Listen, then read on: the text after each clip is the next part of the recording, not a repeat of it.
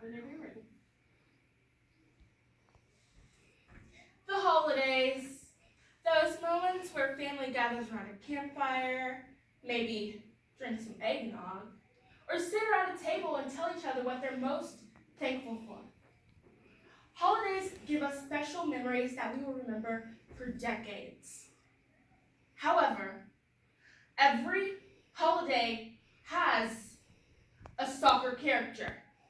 And I'm not talking about the weird guy down the street type stalker. This is worse. This is much worse. For example, at Christmas time we have Santa Claus. And then during the time of Jesus dying, we have an oversized rabbit chasing children around. It's like parents are finding new and creative ways to torture their children, like the Tooth Fairy. Okay, the Tooth Fairy doesn't have its own holiday, but parents treat it like one. Think about it. Santa Claus only comes at night, just like the Tooth Fairy. The Tooth Fairy leaves you something in exchange for something else, just like Santa Claus and his cookies and milk. And then, once we reach a certain age, we realize that just like Santa Claus, the Tooth Fairy doesn't exist. Oh, I'm sorry. Maybe you didn't know that Santa Claus didn't exist, but this idea of parents torturing their children with childlike characters is far more important. So today, we will examine the phenomena of parent-child terrorism by looking at Santa Claus, the Easter Bunny, and then finally, the Tooth Fairy. So we've all heard the song, Santa Claus is Coming to Town. The first lyrics tell us exactly how we should feel. You better watch out and you better not cry. The lyrics are trying to warn us that this man should make us cry. We should probably run from him. Another lyric, he sees you when you're sleeping and he knows when you're awake. That's disturbingly creepy. This creepy old guy in the same suit he's worn for years watching children in their sleep. And more to the point, he wants to know who all the naughty children are. Not misbehaved, but naughty. That's a pedophile! And trust me, I know pedophiles, and Santa Claus most definitely fits the profile. I get it. He gives you presents so you trust him, but that is not the case. Whatever happens to parents telling their children not to take things from strangers? But no, not this stranger. This creepy old guy we're supposed to love. Like Uber drivers. Oh, and then before Christmas, our parents expect us to go and sit on this creepy old guy's lap and take pictures to record it for history? Have they ever heard about therapy or a mental institution? Because that's where most of these children are going to end up after sitting on this old guy's lap. And most parents complain about their children crying. I think the kids with common sense would cry, or at least try to hint at their parents that Santa Claus is getting just a little too close to his no-no square. And to top this off with icing, this man loves eating people shaped as cookies. And this, ladies and gentlemen, lets us know that Santa Claus is a pedophile cannibal.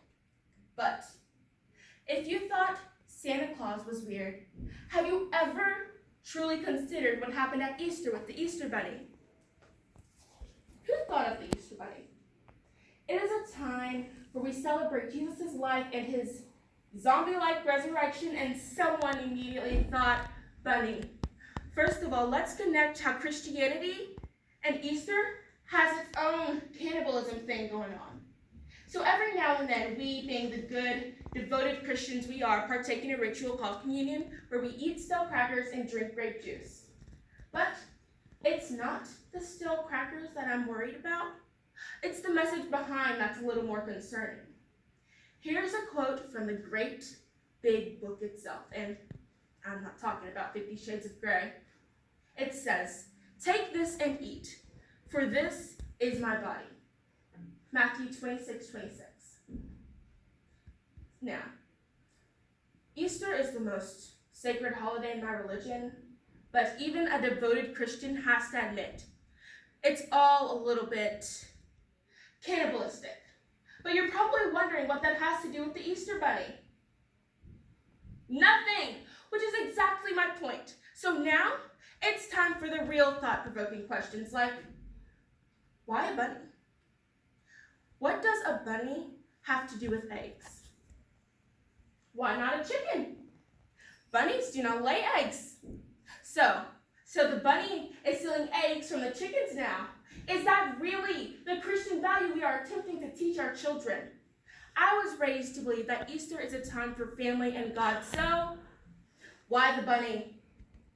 Why the egg stealing? When you're a child, you don't give it any thought, but once you're older, eyebrows start to raise. Like when you truly consider the message behind the tooth fairy. This creature comes into children's bedrooms at night, takes their teeth in exchange for money. Children are giving their body parts away for money. That's prostitution. Kids are going to start kicking each other's teeth out, and now we have a child sex ring on our hands. My mother never gave me tooth fairy money. I don't know if it was because she didn't have the funds or because maybe the idea of prostitution was just a little too traumatizing for me, but she just didn't do it.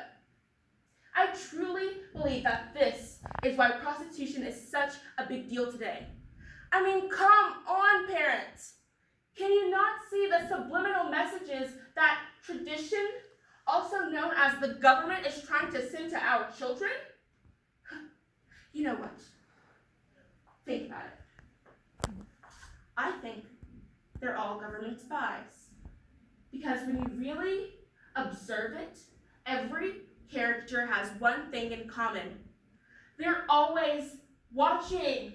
So, if these characters were real, based off of the evidence I have so happily and professionally provided for you, they'd be cannibalistic pedophiles running child sex rings who work as government spies to send subliminal messages to our children.